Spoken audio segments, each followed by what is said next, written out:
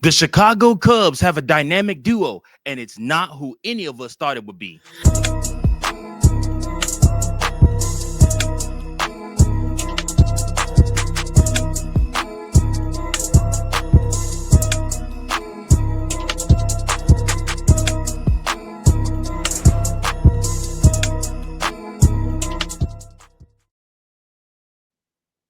Yes, sir. Game just ended, and your boy had to hop right on and talk to the people. That's right. The Chicago Cubs take the very first game of this series, home series, against the Milwaukee Brewers. How do they do it? On the backs of a brand new dynamic duo emerging in the Central Division.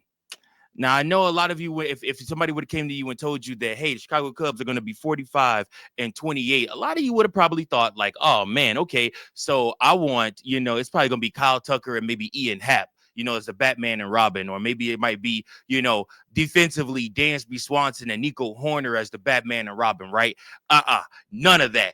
Guess who the hell it is? That's right. It is Pete Crow-Armstrong and Seiya Suzuki. Pete being Batman, Seiya Suzuki being the Robin. And man, let me tell you something. These two guys are on fire. They defensively making great plays as in PCA. Even when Seiya Suzuki is out there playing right field, right field. If Kyle Tucker has a day off, he's out there making plays. The energy behind this team, I'm fired up if you couldn't tell, because the Chicago Cubs came and got a game that they needed to win versus a division rival. That's right. You need to set the tone for this series. This game started off with Patrick looking like he was just going to skate through this whole game and not really have any trouble with the Chicago Cubs. And the Chicago Cubs looked like they were struggling and that their offensive woes would continue, but not to be denied.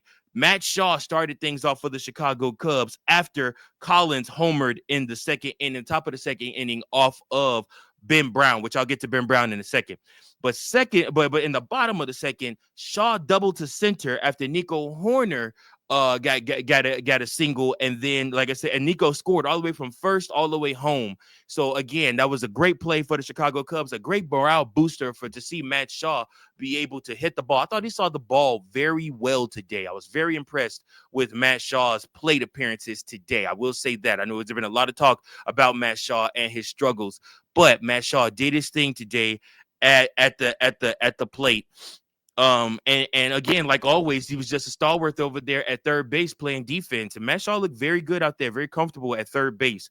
But not to be outdone, Seiya Suzuki in the fifth inning with Ian Happ and Kyle Tucker on base hit a homer 413 feet to left center. And man, let me tell you something.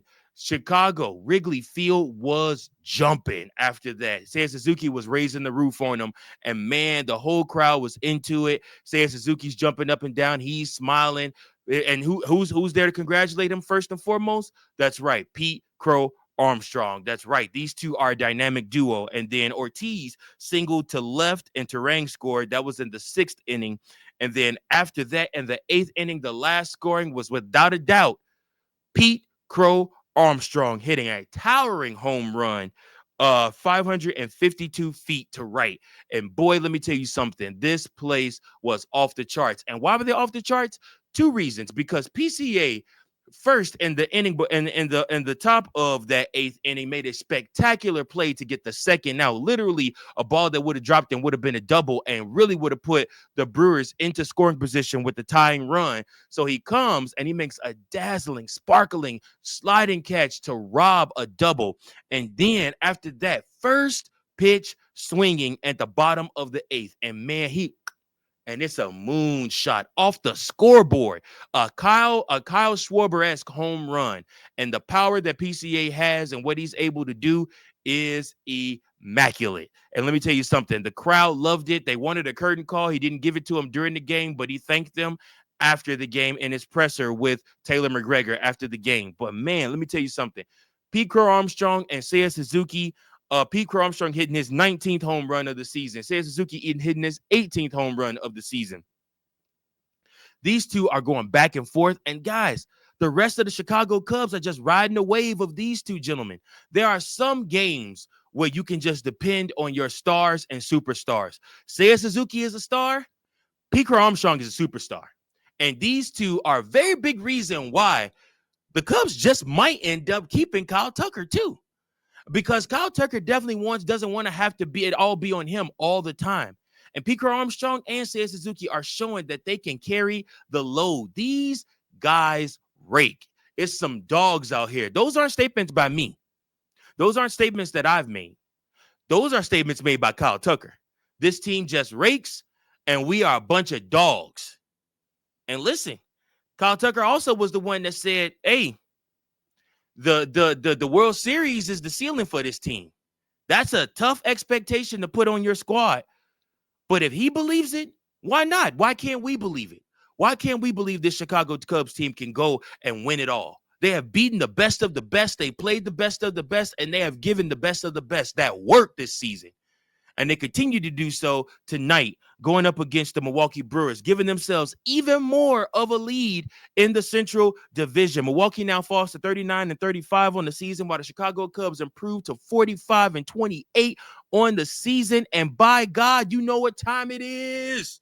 Let's go. It's time to fly the W. That's right. Every single time the Chicago Cubs win a game, we fly the W here on the Chicago Cubs Central YouTube channel, Instagram channel, Spotify channel, Apple channel, wherever we at on X. Shout out to everybody, man. In case you couldn't tell, your boy is fired up. This is the most fired up I've been for a Chicago Cubs game in a while, because this is one of those games I like to point out throughout the season the differences I see in this team versus last year's team. This is one of those games where I believe if this was last year's team, Patrick would have just skated by. He would have just skated by or whatnot, and it probably would have been a 2-0 win for this team. But the Chicago Cubs this season, man, are just different. The team feels different. The city feels different. I was walking around Wrigleyville a couple of weeks ago, and the city just felt different. Get on board, man. Get your tickets. Get on board. Get your tickets, man. It's time. It's time to believe. I do want to say something about Ben Brown too, because like I said, there's been a lot said about Ben Brown this season. A lot negatively been said about Ben Brown this season. I even came out the beginning of this game after that 2-run shot, and I said, listen, Ben Brown needs to be on a short leash in this game. It does not need to get out of control. Craig Counsell is not one of those games, Craig. This is a Central Division rival. This ain't one of those games you just throw it away and say, hey, we got to toss it up. I toss it up as an L. No. You don't do that. You don't do that. Not against the Brewers, not against, and definitely not against the Cardinals. If you got a chance to win that game, if you got a chance to keep it tight, keep it tight. And sure enough, Ben Brown tightened his ass up real quick. Pause. He definitely slowed it down, and he definitely was able to get out of jams. And boy, was the Chicago Cub fans, including this one right here, recording this video for all of you, happy about it. Extremely happy about it, because, man, we were nervous. Man, we were scared. But Ben Brown brought it together. In this game, Ben Brown went 5 innings. He allowed 6 hits, 2 earned runs, 2 walks, 5 strikeouts on 86 pitches, 49 of those being strikes. His ERA is 5.57. That ain't even respectable. But I don't care, because actually Ben Brown got the win in this game. That's right. He is now 4-5 on the season. Genesis Cabrera did pitch 1 inning after him. He allowed 2 hits, 1 earned run, one strikeout on 18 pitches, 14 of those being strikes. He has a 3.60 ERA. Brad Keller, my God, filthy, comes in 1 inning, 1 walk, 1 strikeout, 16 pitches, 9 of those being strikes, a 2.10 ERA. And then Caleb Tealbar right behind him. One inning pitched, no hits, no earned runs, no walks, 2 strikeouts, 12 pitches, 9 strikes, 1.69 ERA. And then, not to be outdone, the closer, Daniel Palencia, right behind him. 1 inning pitched, 1 hit, 0 earned runs, 0 walks, 1 strikeout, 11 pitches, 7 of them strikes, 1.6. I love the fact that Teal and Palencia work quick. They don't play around. They don't mess around. They don't wait. Y'all, I need to ask you, question of the game, question of the day, question of this video. How far can this team go on the backs of Pete Crow-Armstrong and Seiya Suzuki?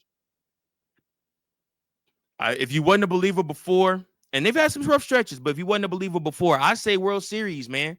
Why not? Why can't we? Why can't the Chicago Cubs make it to the World Series? Why not? Anything can happen once you get in the postseason. Craig Counsell is a firm believer in that. And I am too. Believe in your squad, man. This team is for real. Comment below, guys. Let me know what your thoughts are. How far can this Chicago team go this season? And of course, your pick to perform player of the game, none other. I'm going to give it to 2 of them. I got to give it to both of them. I'm going to give it to Seiya Suzuki, and I'm going to give it to Pete Crow-Armstrong, MVP as they call him. Because, man, this game was serious. That's my time for today, folks. I appreciate each and every last one of you for tuning in and for watching. This is your #1 spot for all things Chicago Cubs. Be sure to tune in tomorrow. Live stream. Don't forget about it. Don't miss it. Come chill with your boy right here on the channel. 7:05 first pitch start time. We're going to have some fun. We're going to do Cubs trivia. Might have a special guest or 2 pop in, but we're going to do it. You can watch this on playback. You can watch it on X, and you can watch it right here on YouTube. All of you that are watching on Apple or Spotify, make sure you tune in to one of those mediums to be able to watch Chicago Cubs Central live stream of the Cubs versus Brewers Game 2. That's right. I appreciate each and every last one of you for tuning in. Until next time, go Cubs, go. Thank you for watching another episode of Chicago Cubs Central, the #1 spot for all Chicago Cubs content. Remember to like, share, subscribe for more Cubs content.